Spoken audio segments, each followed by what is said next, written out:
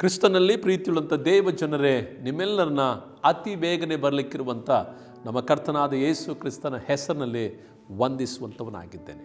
ಬನ್ನಿರಿ, ನಾವು ಇಂದಿನ ವಾಕ್ಯ ಸಂದೇಶಕ್ಕೆ ಪ್ರವೇಶ ಮಾಡೋಣ.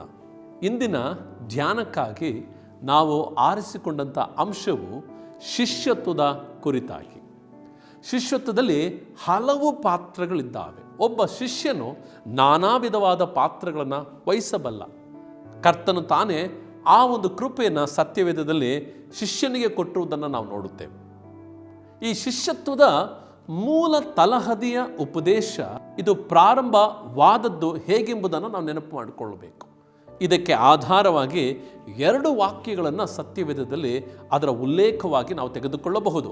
ಒಂದು, ಮತ್ತಾಯನು ಬರೆದ ಸುವಾರ್ತೆ ಅದರ 28ನೇ ಅಧ್ಯಾಯ 18ನೇ ವಾಕ್ಯದಿಂದ 20ನೇ ವಾಕ್ಯ ಭಾಗ. ಕರ್ತನಾದ ಯೇಸು ಕ್ರಿಸ್ತನು ತಾನೇ ಸ್ವರ್ಗಾರೋಹಣವಾಗುವ ಆ ಸಮಯದಲ್ಲಿ ಶಿಷ್ಯ ಮಂಡಳಿಯನ್ನು ನೋಡಿ ಕರ್ತನು ಆ ಮಂಡಳಿಗೆ ನೀಡಿದಂಥ ಆ ಮಹಾ ಆಜ್ಞೆಯೇ, ನೀವು ಹೊರಟು ಹೋಗಿ ಎಲ್ಲ ದೇಶದ ಜನರನ್ನು ನನ್ನ ಶಿಷ್ಯರನ್ನಾಗಿ ಮಾಡಿರಿ ಎಂಬುದೇ. ಈ ಮಹಾ ಆಜ್ಞೆನ ಹೊಂದಿಕೊಂಡಂಥ ಈ ಅಪೋಸ್ತಲರು, ಈ ಶಿಷ್ಯ ಮಂಡಳಿ ಲೋಕದಾದ್ಯಂತ ಶಿಷ್ಯತ್ವವನ್ನು ಪರಿಚಯ ಮಾಡಿದರು. ಹಾಗೂ 2ನೇ ವಾಕ್ಯ ಭಾಗ ಲೂಕನು ಬರೆದ ಸುವಾರ್ತೆ ಅದರ 9ನೇ ಅಧ್ಯಾಯ 23ನೇ ವಾಕ್ಯ ಈ ರೀತಿಯಾಗಿ ಹೇಳುತ್ತದೆ, ಗಮನಿಸಿ ನೋಡ್ರಿ. ಯಾವನಿಗಾದರೂ ನನ್ನ ಹಿಂದೆ ಬರುವುದಕ್ಕೆ ಮನಸ್ಸಿದ್ದರೆ ಅವನು ತನ್ನನ್ನು ನಿರಾಕರಿಸಿ ತನ್ನ ಶಿಲುಬೆಯನ್ನು ದಿನಾಲು ಹೊತ್ತುಕೊಂಡು ನನ್ನ ಹಿಂದೆ ಬರಲಿ ಎಂಬುದೇ. ಪ್ರೀತಿಯುಳ್ಳ ದೇವ ಜನರೇ, ಗಮನಿಸಿ ನೋಡ್ರಿ. ಶಿಷ್ಯತ್ವ ಎಂಬುದು ಎಂದೋ ಒಂದು ದಿನದ ಅನುಭವ, ಯಾವತ್ತೋ ನಡೆದುಕೊಂಡ ಒಂದು ಅನುಭವ ಅಲ್ಲವೇ ಅಲ್ಲ. ಶಿಷ್ಯತ್ವ ಎಂಬುದು ಯಾರಾದರೂ ಕ್ರಿಸ್ತನನ್ನು ಹಿಂಬಾಲಿಸಬೇಕೆಂಬುದಾಗಿ ನೀವು ಮನಸ್ಸು ಮಾಡಿರುವವರಾಗಿದ್ದರೆ ನೀವು ನಿಮ್ಮನ್ನೇ ನಿರಾಕರಿಸುವಂಥದ್ದು, ಅಥವಾ ತನ್ನನ್ನು ತಾನು ನಿರಾಕರಿಸಿ ಅವನು ತನ್ನ ಶಿಲುಬೆನ ಹೊತ್ತುಕೊಂಡು ದಿನಾಲು ನನ್ನನ್ನು ಹಿಂಬಾಲಿಸಲಿ ಎಂಬುದಾಗಿ ಹೇಳಲ್ಪಟ್ಟಿದೆ. Every day. ಇದು ಪ್ರತಿದಿನ ಹೊಸದಾಗಿ ನಡೆಯುವಂಥ ಒಂದು ಅನುಭವ. ನಿನ್ನೆ ನಾನು ಶಿಷ್ಯತ್ವದಲ್ಲಿ ಒಂದು ಅನುಭವದಲ್ಲಿ ನಡೆದಿದ್ದೆ, ಆದ್ದರಿಂದ ಅದೇ ಅನುಭವದಲ್ಲಿ ಇಂದು ಹೋಗುವೆ ಅಂದರೆ ಅದು ನಡೆಯೋದಿಲ್ಲ. ಪ್ರತಿ ದಿನವೂ ಸಹ ನಮಗೆ ವಹಿಸಿದಂಥ ಆ ಶಿಲುಬೆಯನ್ನು ಹೊತ್ತುಕೊಂಡು ಕ್ರಿಸ್ತನನ್ನು ಹಿಂಬಾಲಿಸುವಂಥದ್ದು. ಹಾಗಾಗಿ ಶಿಷ್ಯತ್ವ ಎಂಬುದು ದೇವರು ನಮಗೆ ಕೊಟ್ಟಂಥ ಮಹತ್ತರವಾದಂಥ ಒಂದು ಕೃಪೆ. ಈ ಕೃಪೆಯಲ್ಲಿ ನಡೆಯಬೇಕಾದ್ರೆ ಕರ್ತನ ಸಂಗಡ, ಕರ್ತನ ಸಾನ್ನಿಧ್ಯದಲ್ಲಿ ಪ್ರತಿ ದಿನ ಆ ಶಿಷ್ಯತ್ವದ ಅನುಭವ ನಮಗಿರಬೇಕು. ಅಂದರೆ ಆತನ ಸಂಗಡ ಒಂದುಗೂಡಿರುವ ಅನುಭವ. ಇದಕ್ಕೆ ನಾವು ಆಧಾರವಾಗಿ ಸತ್ಯವೇದದಲ್ಲಿ ಕರ್ತನು ತಾನೇ ನಮಗೆ ಕಳಿಸಿಕೊಟ್ಟಂಥ ಉಪದೇಶವನ್ನು ನಾವು ತಿಳ್ಕೊಳ್ಳಬೇಕು. ಈ ಶಿಷ್ಯತ್ವದಲ್ಲಿರುವ ಪಾತ್ರಗಳ ಕುರಿತಾಗಿ ಕಲೀಲಿಕ್ಕೋಸ್ಕರವಾಗಿ ನಾವು ಆರಿಸಿಕೊಂಡಿರುವಂತಹ ವೇದ ವಾಕ್ಯ ಭಾಗವನ್ನು ಓದಿಕೊಳ್ಳೋಣವಾ? 2 ತಿಮೋಥೆಯವರಿಗೆ ಬರೆದಂಥ ಪತ್ರಿಕೆ 2ನೇ ಅಧ್ಯಾಯ ಅದರ 1 ಮತ್ತು 2 ವಾಕ್ಯ ಭಾಗಗಳು. ನನ್ನ ಮಗನೇ, ನೀನು ಕ್ರಿಸ್ತ ಯೇಸುವಿನಲ್ಲಿರುವ ಕೃಪೆಯಿಂದ ಬಲ ಹೊಂದಿದವನಾಗು. ನೀನು ನನ್ನಿಂದ ಅನೇಕ ಸಾಕ್ಷಿಗಳ ಮುಂದೆ ಕೇಳಿದ ಉಪದೇಶವನ್ನು ಇತರರಿಗೆ ಬೋಧಿಸ ಶಕ್ತರಾದ ನಂಬಿಗಸ್ತ ಮನುಷ್ಯರಿಗೆ ಒಪ್ಪಿಸಿಕೊಡು ಎಂಬುದೇ. ಈ ಶಿಷ್ಯತ್ವದ ಅನುಭವದಲ್ಲಿ ಒಳಪಟ್ಟಂಥ ದೇವ ಜನರು ನಾನಾ ವಿಧವಾದ ಪಾತ್ರಗಳಲ್ಲಿ ದೇವರು ನಡೆಸುತ್ತಾನೆ ಎಂಬುದಾಗಿ ಈಗಾಗಲೇ ಹೇಳಿದೆ. ಅದರಲ್ಲಿ ಒಂದು ಪಾತ್ರವನ್ನು ಇಂದು ನಾವು ಧ್ಯಾನ ಮಾಡಲಿಕ್ಕಿದ್ದೇವೆ, ಮತ್ತು ಅದುವೇ ಈ ನಮ್ಮ ಸಂದೇಶದ ಪೀಠಿಕೆಯೂ ಕೂಡ. ಏನು ಈ ಸಂದೇಶ ಅಂದರೆ, ಈ ವಾಕ್ಯದಲ್ಲಿ ಓದಿಕೊಂಡ ರೀತಿಯಲ್ಲಿ ಒಬ್ಬ ಶಿಷ್ಯನು ಅವನು ಫಲ ಕೊಡುವವನಾಗಿರುತ್ತಾನೆ. ಒಬ್ಬ ಶಿಷ್ಯನು ಮರು ಉತ್ಪಾದನೆಯನ್ನು ಮಾಡುವವನಾಗಿರುತ್ತಾನೆ. ಈ ಅನುಭವ ಉಳ್ಳವನೇ ಮೊದಲ ಪಾತ್ರವನ್ನು ವಹಿಸಲಿಕ್ಕೆ ಸಾಧ್ಯ. ಎವ್ರಿ ಡಿಸೈಪಲ್, ಪ್ರತಿಯೊಬ್ಬ ಶಿಷ್ಯನು ಸಹ ಅವನಿಗೆ ಈ ಪಾತ್ರದ ಅನುಭವ ಇರುತ್ತದೆ. ಒಬ್ಬ ಶಿಷ್ಯನಂದ ಮೇಲೆ ಇತರರನ್ನ ಶಿಷ್ಯತ್ವಕ್ಕೆ ನಡೆಸುವಂತಹ ಒಂದು ಅನುಭವ. ಹಾಗಾದರೆ ಈ ಶಿಷ್ಯತ್ವದಲ್ಲಿ ಮೂಲ ತಲಹದಿಯ ಉಪದೇಶಗಳನ್ನು ಕಲಿತು ನಾನು ಈ ಪಾತ್ರವನ್ನು ವಹಿಸಿಕೊಳ್ಳಬೇಕೆಂದರೆ, ಮರು ಉತ್ಪಾದನೆ ಮಾಡುವ, ಇತರರನ್ನ ಶಿಷ್ಯತ್ವಕ್ಕೆ ನಡೆಸುವ ಈ ಅನುಭವ ನನಗೆ ಬೇಕೆಂದರೆ ಮೂಲ ತಲಹದಿಯ ಉಪದೇಶವನ್ನು ನಾವು ತಿಳ್ಕೊಳ್ಳಬೇಕು. ಮೊದಲು ಇತರರನ್ನ ಶಿಷ್ಯತ್ವಕ್ಕೆ ನಡೆಸುವುದಕ್ಕಿಂತ ಮುಂಚಿತವಾಗಿ ಯಾರು ಶಿಷ್ಯನಾಗಿದ್ದಾನೋ ಅವನು ನಿಜ ಶಿಷ್ಯನಾಗಿರಬೇಕು.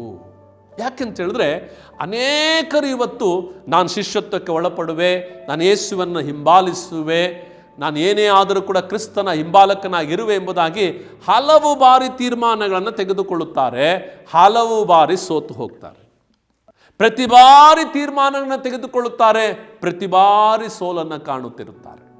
ಆದರೆ ಒಬ್ಬ ನಿಜ ಶಿಷ್ಯನು ಬರೀ ತೀರ್ಮಾನದಲ್ಲಿ ನಿಂತುಕೊಳ್ಳುವುದಿಲ್ಲ, ಬದಲಿಗೆ ತಾನು ತೆಗೆದುಕೊಂಡ ತೀರ್ಮಾನದಲ್ಲಿ ಅವನು ತಾನೇ ರೂಢಿಗೆ ತರುವಂಥವನಾಗಿದ್ದಾನೆ, ಅಥವಾ ಆ ಒಂದು ತೀರ್ಮಾನವನ್ನು ತನ್ನ ಜೀವಿತದಲ್ಲಿ ಬಳಕೆಯಾಗುವ ರೀತಿಯಲ್ಲಿ ಅದಕ್ಕೆ ಒಪ್ಪಿಸಿಕೊಡುವಂಥವನಾಗಿರುತ್ತಾನೆ. ಆದರೆ ಒಬ್ಬ ಶಿಷ್ಯ ಮರು ಉತ್ಪಾದನೆ ಮಾಡಬೇಕಾದ್ರೆ, ಫಲ ಕೊಡಬೇಕಾದ್ರೆ ಅದಕ್ಕೆ ಬೇಕಾದಂಥ ಪ್ರಾಮುಖ್ಯವಾದ ಅಸ್ತಿವಾರದ ಉಪದೇಶವೇನು? ಅದನ್ನು ಕರ್ತನಾದ ಯೇಸು ಕ್ರಿಸ್ತನು ಆತನು ಯೋಹಾನನು ಬರೆದ ಸುವಾರ್ತೆಯಲ್ಲಿ 15ನೇ ಅಧ್ಯಾಯದಲ್ಲಿ ನಮಗೆ ಈ ರೀತಿಯಾಗಿ ಕಲಿಸಿಕೊಟ್ಟಿದ್ದಾನೆ. 15ನೇ ಅಧ್ಯಾಯ 1ನೇ ವಾಕ್ಯ ನಾವು ಓದುತ್ತೇವೆ. ನಾನೇ ನಿಜವಾದ ದ್ರಾಕ್ಷೆ ಬಳ್ಳಿ, ನನ್ನ ತಂದೆ ತೋಟಗಾರನು. ನನ್ನಲ್ಲಿದ್ದು ಫಲ ಕೊಡದಿರುವ ಪ್ರತಿಯೊಂದು ಕೊಂಬೆಯನ್ನು ಆತನು ತೆಗೆದು ಹಾಕುತ್ತಾನೆ. ಗಮನಿಸ್ರಿ, ಫಲ ಕೊಡುವ ಪ್ರತಿಯೊಂದು ಕೊಂಬೆಯು ಹೆಚ್ಚು ಫಲ ಕೊಡುವ ಹಾಗೆ ಅದನ್ನು ಶುದ್ಧಿ ಮಾಡುತ್ತಾನೆ. ಪ್ರೀತಿಯುಳ್ಳ ದೇವ ಜನರೇ, ನೀವು ಒಬ್ಬ ಶಿಷ್ಯನಾಗಿ ನಿಜವಾಗಿಯೂ ಫಲಭರಿತವಾದ ಜೀವಿತವನ್ನು ಮಾಡಲಿಕ್ಕೆ ಬಯಸುತ್ತೀರೋ? ಯಾಕೆಂದರೆ ಶಿಷ್ಯತ್ವದಲ್ಲಿರುವಂಥ ಅದೊಂದು ಪಾತ್ರವಾಗಿದೆ. ಫಲ ಕೊಡುವಂಥದ್ದು ಬಹು ಪ್ರಾಮುಖ್ಯವಾದ ಪಾತ್ರ. ಈ ಪಾತ್ರವನ್ನು ನೀವು ನಿಜವಾಗೂ ನಿರ್ವಹಿಸಬೇಕಾದ್ರೆ ಇದಕ್ಕೆ ಬೇಕಾಗಿರೋದು ಒಂದೇ ಒಂದು ಅಂಶ ಏನೆಂದರೆ, ಕ್ರಿಸ್ತನು ತಾನೇ ಆತನು ದ್ರಾಕ್ಷಬಳ್ಳಿ ಆಗಿದ್ದಾನೆ, ನಾವು ಆತನ ಕೊಂಬೆಗಳಾಗಿದ್ದೇವೆ. ಈ ಸಾಮ್ಯದಲ್ಲಿ ಕರ್ತನು ನಮಗೆ ಹೇಳಿಕೊಡುವಂಥ ಒಂದು ಬಹು ಪ್ರಾಮುಖ್ಯವಾದ ಅಂಶವೇನೆಂದರೆ, ನೀವು ನನ್ನಲ್ಲಿ ನೆಲೆಗೊಂಡಿರಿ ಎಂಬುದೇ. 15ನೇ ಅಧ್ಯಾಯದ 4 ಮತ್ತು 5 ವಾಕ್ಯವನ್ನು ನಾನು ನಿಮಗಾಗಿ ಓದುತ್ತೇನೆ, ಗಮನಿಸಿರಿ. ನೀವು ನನ್ನಲ್ಲಿ ನೆಲೆಗೊಂಡಿರಿ, ನಾನು ನಿಮ್ಮಲ್ಲಿ ನೆಲೆಗೊಂಡಿರುವೆನು. ಕೊಂಬೆಯು ಬಳ್ಳಿಯಲ್ಲಿ ನೆಲೆಗೊಂಡಿರದಿದ್ದರೆ ಹೇಗೆ ತನ್ನಷ್ಟಕ್ಕೆ ತಾನೇ ಫಲ ಕೊಡಲಾರದೋ, ಹಾಗೆಯೇ ನೀವು ನನ್ನಲ್ಲಿ ನೆಲೆಗೊಂಡಿರದಿದ್ದರೆ ಫಲ ಕೊಡಲಾರಿರಿ. ನಾನೇ ದ್ರಾಕ್ಷಾ ಬಳ್ಳಿ, ನೀವು ಕೊಂಬೆಗಳು. ಒಬ್ಬನು ನನ್ನಲ್ಲಿಯೂ ನಾನು ಅವನಲ್ಲಿಯೂ ನೆಲೆಗೊಂಡಿದ್ದರೆ ಅವನೇ ಬಹಳ ಫಲ ಕೊಡುವನು. ನೀವು ನನ್ನನ್ನು ಬಿಟ್ಟು ಏನೂ ಮಾಡಲಾರಿರಿ ಎಂಬುದಾಗಿ ಕರ್ತನು ಹೇಳಿದನು. ಪ್ರೀತಿಯುಳ್ಳ ದೇವಜನರೇ, ಗಮನಿಸ್ರಿ, ಶಿಷ್ಯತ್ವಕ್ಕೆ ಒಳಪಡುವುದು ಬಹು ಪ್ರಾಮುಖ್ಯ ಹೌದು. ಶಿಷ್ಯತ್ವದ ಪಾತ್ರವನ್ನು ವಹಿಸಿಕೊಂಡು ಫಲ ಕೊಡುವುದು ಬಹು ಪ್ರಾಮುಖ್ಯ ಹೌದು. ಆದರೆ ಇದಕ್ಕೆ ಬೇಕಾದಂಥ ಅಸ್ತಿವಾರ ಕ್ರಿಸ್ತನಲ್ಲಿ ನೆಲೆಗೊಳ್ಳುವ ಉಪದೇಶವೇ. ಅಬೈಂಡಿಂಗ್ ವಿತ್ ಜೀಸಸ್, ಆತನ ಜೊತೆಯಲ್ಲಿ ನೆಲೆಗೊಳ್ಳುವ ಅನುಭವ. ಆತನ ವಾಕ್ಯಗಳು ನಮ್ಮಲ್ಲಿಯೂ ನಾವು ಆತನಲ್ಲಿ ನೆಲೆಗೊಳ್ಳುವ ಒಂದು ಅನುಭವ. ಆತನ ಜೊತೆಯಲ್ಲಿ ನಿರಂತರವಾದ ಸಂಪರ್ಕದಲ್ಲಿರುವ ಅನುಭವ. ಈ ಸಂಪರ್ಕವನ್ನು ಇಟ್ಟುಕೊಳ್ಳಲಿಕ್ಕೆ, ಆತನ ಜೊತೆಯಲ್ಲಿ ನಿರಂತರವಾಗಿ ನಡಿಲಿಕ್ಕೆ ನಾವು ಪ್ರತಿದಿನ ಪ್ರತಿಯೊಬ್ಬ ಶಿಷ್ಯನು ಕೂಡ ದೇವರ ವಾಕ್ಯವನ್ನು ಧ್ಯಾನ ಮಾಡುವುದರಲ್ಲಿಯೂ, ಪ್ರಾರ್ಥನೆ ಮಾಡುವುದರಲ್ಲಿಯೂ, ಉಪವಾಸಗಳಲ್ಲಿಯೂ, ದೇವರ ಸಹವಾಸದಲ್ಲಿ ಆತನು ಮುಂದುವರಿಯುವುದರಲ್ಲಿಯೂ ನಿರಂತರವಾಗಿರುತ್ತಾನೆ. ಅದನ್ನು ಎಂದಿಗೂ ಕೂಡ ಬಿಟ್ಟು ಬಿಡುವುದಿಲ್ಲ. ಅವನು ಮೊದಲು ತಾನು ಶಿಷ್ಯನಾಗಿರಲಿಕ್ಕೆ ಬಯಸುತ್ತಾನೆ, ತಾನು ಅವುಗಳನ್ನು ಮಾಡಲಿಕ್ಕೆ ಬಯಸುತ್ತಾನೆ, ಕ್ರಿಸ್ತನ ಒಡನಾಟದಲ್ಲಿ ಇರಲಿಕ್ಕೆ ಬಯಸ್ತಾನೆ. ಹೀಗೆ ಕ್ರಿಸ್ತನ ಒಡನಾಟದಲ್ಲಿ ಆತನ ಜೊತೆಯಲ್ಲಿ ಇರುವಾಗ ಫಲವನ್ನು ಕೊಡಲಿಕ್ಕೆ ಸಾಧ್ಯ. ಪ್ರೀತಿಯುಳ್ಳ ದೇವ ಜನರೇ, ನಮ್ಮ ಇಂದಿನ ಸಂದೇಶಕ್ಕೆ ಅನುಗುಣವಾಗಿ ನೀವು ಫಲಭರಿತವಾಗಿ ಆ ಒಂದು ಶಿಷ್ಯತ್ವದ ಪಾತ್ರವನ್ನು ವಹಿಸಬೇಕಾದ್ರೆ ಕ್ರಿಸ್ತನ ಒಡನಾಟದಲ್ಲಿರುವುದು ಬಹು ಪ್ರಾಮುಖ್ಯ. ಹಾಗೆ ಕರ್ತನು ಈ ರೀತಿಯಾಗಿ ಹೇಳುತ್ತಾನೆ, ನೀವು ನನ್ನನ್ನು ಬಿಟ್ಟು ಏನು ಮಾಡಲಾರಿರಿ. ನೀವು ಇತರರನ್ನ ಶಿಷ್ಯತ್ವಕ್ಕೆ ನಡೆಸಬೇಕಂದ್ರೆ ಮೊದಲು ನೀವು ಶಿಷ್ಯರಾಗಿರಬೇಕು. ನೀವು ಶಿಷ್ಯರಾಗಿರಬೇಕಂದ್ರೆ ಆತನಲ್ಲಿ ನೆಲೆಗೊಂಡಿರಬೇಕು. ಆತನಲ್ಲಿ ನೆಲೆಗೊಂಡಿರುವುದಾದರೆ ನೀವು ಫಲ ಕೊಡಲಿಕ್ಕೆ ಪ್ರಾರಂಭಿಸುವಿರಿ. ನೀವು ಫಲ ಕೊಡುವುದಕ್ಕೆ ಪ್ರಾರಂಭಿಸುವಾಗ ಏನು ನಡೀತದೆ ಗೊತ್ತಾ? ಮುಂದುವರೆದು ಕರ್ತನ ವಾಕ್ಯ ಹೇಳ್ತದೆ, ನೀವು ಬಹಳ ಫಲ ಕೊಡುವುದರಿಂದಲೇ ನನ್ನ ತಂದೆಗೆ ಮಹಿಮೆ ಉಂಟಾಗುವುದು ಮತ್ತು ನನ್ನ ಶಿಷ್ಯರಾಗುವಿರಿ. If you want to become his disciple, ನೀವು ಆತನ ಶಿಷ್ಯರಾಗಿ ಮಾರ್ಪಡಬೇಕಂದ್ರೆ ಫಲ ಕೊಡಲಿಕ್ಕೆ ಪ್ರಾರಂಭಿಸಿರಿ. ಫಲ ಕೊಡಬೇಕಾದ್ರೆ ಆತನಲ್ಲಿ ನೆಲೆಗೊಳ್ಳಿರಿ. ಆಗ ಶಿಷ್ಯತ್ವದ ನಿಜ ಅನುಭವವನ್ನು ಹೊಂದಿಕೊಳ್ಳಬಹುದು.